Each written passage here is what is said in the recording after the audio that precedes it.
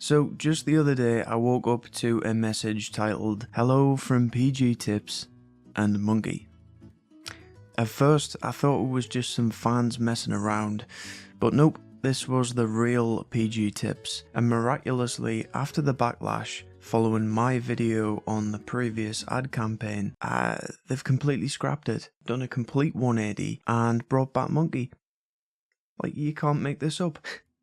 It's like some kind of fever dream, and I've had the opportunity to talk to PG Tips about it. So roll the intro.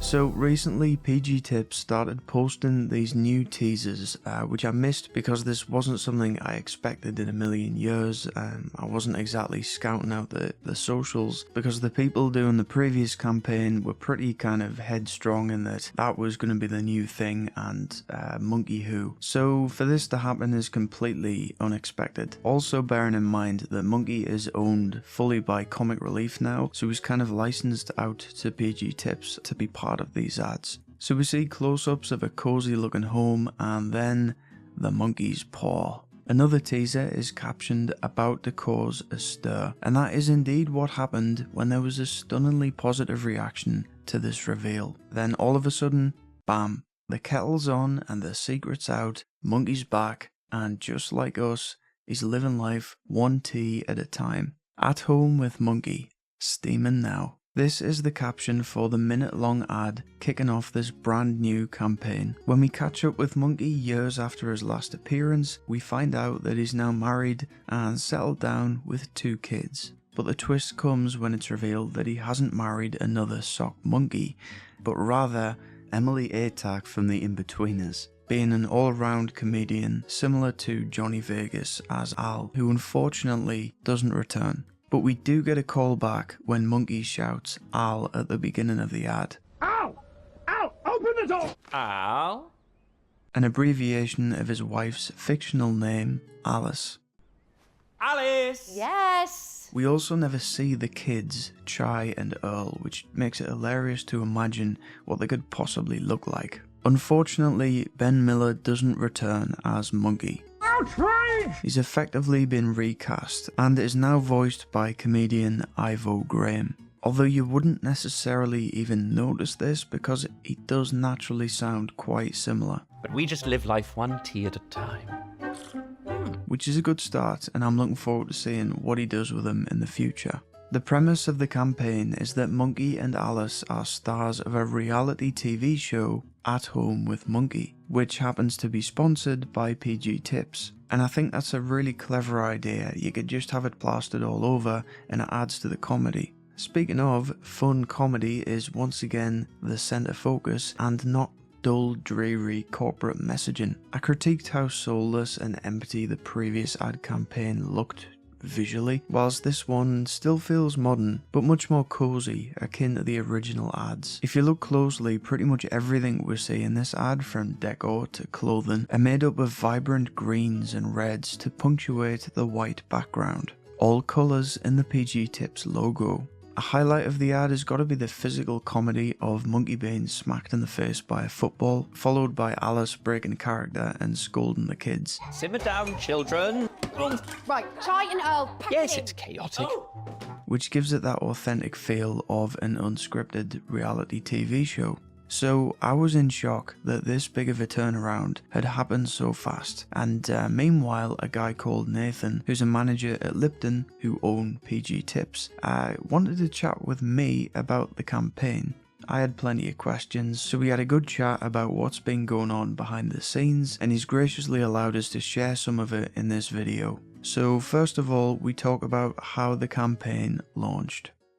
I mean, from last Friday, we started seeding stuff around the house and that sort of stuff, and then obviously the teasers went out yesterday. And then the big, everything launched this morning. So It just kind of hit me all at once, and then today I'm getting loads of notifications from people. Are you? Yeah. What are people saying? I can read some out. There's just lots of capital letters that "Oh, Monkey's back. Have you heard?" Oh, and all brilliant. this amazing news. Don't know if you've seen, but PG Tips Monkey is back.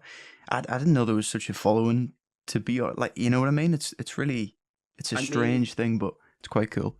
Yeah, for sure. Like we see so much of it. Obviously from our end, like people are obsessed with the monkey. Like there's so many loyalists to him. And I think off the back of one of your videos, we had so many people in our comments just like asking where the monkey is, blah blah, bring him back, bring him back. He was always part of the PG DNA, and I think just because he is so loved, and also like it's just such an association with the brand, and also it puts PG back in the consumers' hearts as like a bit of fun. Like it's I know people take tea very seriously, and if you can have a bit of fun with it to kind of bring it back. It made sense, you know. I mean, that was the whole kind of the original video thing. I don't know what. I think I'd just seen the Ashley advert, and it was I just kind of felt compelled to comment on the contrast in the type of advert it was compared to the original ones. And it seemed like a daft trivial thing to do, but then it like really resonated with people. Yeah. But I'm in the new ad, I'm seeing more of that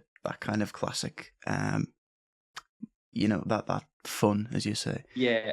We've tried to put like the humor and the entertainment back into it. Obviously, he's not with Johnny Vegas, right? He's with Emily, and that is potentially, you know, this is a topical conversation, and we just felt it was we needed to move forward instead of going backwards and doing something new and interesting with Emily as a comedian. I mean, that's what I thought. That she's also a comedian, so it's kind of similar how Johnny got, you know, involved in the first place, kind of thing. Yeah. So was it? I take it that was from the get-go. He's haven't kind of went after Johnny or anything initially. Yeah, we didn't. Well, actually, no. I mean, the creative moved and it tweaked, and it was like kind of in different places. So it was never not going to be him, but it just felt like when we landed on like the right creative idea, in terms of like, you know, going after something that's culturally relevant in terms of like being in a reality TV world, like who would Monkey's like sparring partner be? And like we were like, if he had a wife in this life, like who would that be? And like that's ultimately how, you know, we kind of landed on like we need a female comedian that's kind of well known, and Emily just kind of fitted that bill really well. I think it is a mint concept because it's, I don't know, if you most people, if you imagine a wife for the monkey, you'd have I don't know, not a human. It's just so kind of bizarre, and like that exactly. it works, you know. Yeah, and like, even like, you know, we name in the kids, the kids, yeah, exactly. So like, you know, we haven't showed who they are, and like we don't know what they look like, or you know, even we don't know that, you know. But I guess it kind of gives us that kind of creative opportunity down the track to continue this kind of storyline. And similarly with the reality TV aspect for us, it's like, you know, it gives us so many doors and opportunities to talk about things in culture to make PG relevant again to you know, a broad audience. So yeah, I guess it just felt really like it was like the right natural move and decision for the brand and for Monkey as well, right? As like, you know, he's been on the screens for a while. Yeah, I mean, it's so strange because, as I mentioned in the videos to people, the fact that these two ad mascots actually jumped brands from ITV to PG. So he was doing it since what, 2002 originally. It's very prevalent in my whole kind of adulthood, and actually just being involved in it now is also just a real cool thing, opportunity to say, like, you know, we brought him back from after kind of like 10 years of not really doing anything fun and interesting for the brand. Quickly, because just in regard to the casting thing, because Monkey himself is recast now.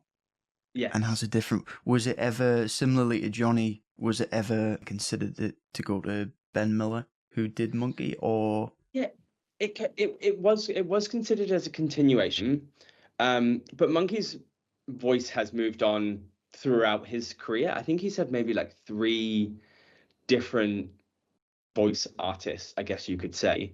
And I guess it was just kind of like when we were kind of looking at it holistically, it's like we're giving him a whole new world and a whole new life. Let's say post, you know, 10 years ago, like he's now in a reality TV, he's now married, now got a family. We were like, it makes sense to kind of give the whole thing a rejudge. It's like a soft reboot, yeah. Exactly that, yeah. And whilst obviously Ben was amazing and, you know, he did a solid job, it could, I guess creatively, it could place Monkey back where he was as opposed to where he is now, instead of it being like, he's still voiced by Ben, but then is in a new world, and that could be quite confusing, right, for consumers as well. So like giving him kind of a whole new soft reboot, like you say, felt like it was the right decision. I will say is a good sound alike, though, if you want to put it like that as well. It's like it brings something different to the character, but nobody's commented and said that Monkey sounds wrong, if you know what I mean. Yes, you're right, actually. Yeah, no one's, and to be fair, no one's necessarily from a consumer perspective called it out that it's a different voice. So I think that is a good test case to show that like it's like, even regardless that it is a new voice. And obviously in the media it's been obviously discussed. It was part of our press release when we launched it out, like to address that. Obviously, Ivo is the new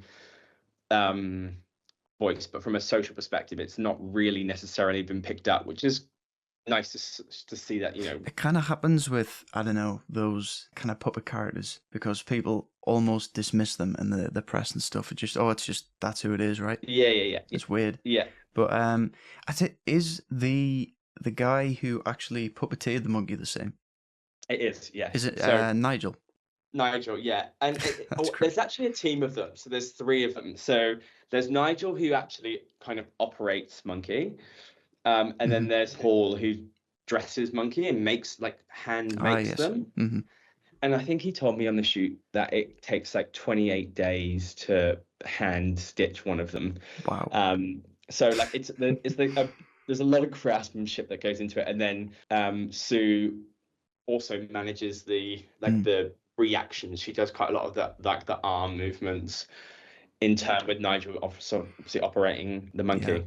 And then obviously you've got Ivo then doing the VO. So it's like, there's a big squad behind. Even from my end, I was like, wow, I didn't realize it's going to take 4 people to operate a puppet and voice over it. But because sometimes they just kind of do it at the same time. But I know with Monkey, he's always been dubbed over kind of afterwards, isn't he? Well, on the TBC shoot, he was actually voiced over live. So whilst the VO was scripted and recorded, for the shoot, his voice was done in live, so that Emily could also kind of react to that as well. Yeah, exactly. Yeah. Like he was in character for most of the day, which is like bizarre to say in terms of for a puppet to be in character. But like a lot of the script that came out into the final film was ad-libbed in terms of like, it wasn't what was pre-written, and it just ended up coming out so much more natural, which made the script, even funner. Like the Beckham reference, for example, that sits in there. Like it was kind of an idea that we had, but we didn't think it would ever make the cut. And then, it now feels like it's a real solid cultural reference that works quite nicely. We're very working class. Be honest. I am being honest. Okay, in the 80s, my dad had a Rolls Royce. Thank you. So how do you take your tea? Very strong, milky, but no sugars. Be honest. I am being honest. Be honest. 3 sugars. Yeah. And I think it is really cool to have that kind of, I don't know, just a natural element and a playful element to it, because a lot of advertising does become kind of more straight to the point, scripted and kind of direct. And I suppose people say corporate sounding, like specifically scripted. Yeah. Whereas I think sometimes what catches people's attention is just daft stuff like that, So. Well, exactly. And I think it all comes back to like, tea isn't the most serious of products, right? Like, a cup of tea is not going to change the world. Like we like to say like it gives you an opportunity to kind of reset and, punctuate your day. And then, you have a cup of tea, then you move on, and then you do the task, and then, you might have one to celebrate the ending the task or whatever it is. So in that point, it's like important in people's days because it does give you that opportunity to stop, reflect, move on. But, it is like from a brand point of view, like telling someone to just buy a box of tea, like they're not going to do it, right? Like you need to give them a reason to remember the brand, to want them to be like, oh yeah, great, cool, like this is awesome. I'm going to go back to PG. I love the monkey, blah blah blah, and kind of build those, I guess, the memory structures of like, oh, this is nostalgia. I want to get back into it. We've got some really fun social content. We've actually reskinned our TikTok channel to be Monkeys channel. Oh, So cool. like he will now have his own kind of TikTok, and that will be kind of someone where we can kind of be a little bit more playful and fun and interesting, and that will give the brand, I guess, another arm of like entertainment that is by association through PG. So yeah, it's like if I could have kind of reached out before and made a decision as a, I don't know, as part of the marketing, it would be to have the monkey character, as you say, as his own personality online. I think kind of works with people really well. It's a good opportunity. For sure. I mean, it's a huge opportunity. So hopefully it brings up some good traction for him to kind of a new audience on TikTok, you know? I mean, it's when I did the videos, there was pretty much no. I mean, that's why it shocked me that it was that popular, because there was no other kind of. He wasn't around at the time online. So I was like, do people even remember this kind of sock monkey and stuff, you know? Yeah. So it just struck us that to do that with like zero budget and just nothing, to then, you know, once you actually start doing what you're doing now, I think it probably will do quite well. I hope so. That's the plan, you know? Yeah. Really cool. Right, well, thanks so much, Nathan. Thanks, Jordan. Speak to you soon. See you later. Ta-ra. Bye-bye. Thanks again to Nathan for reaching out amongst this unexpected turn of events. And to everyone else, stay tuned for more content featuring Monkey coming very soon. So thanks for watching, everyone, and I will see you next time.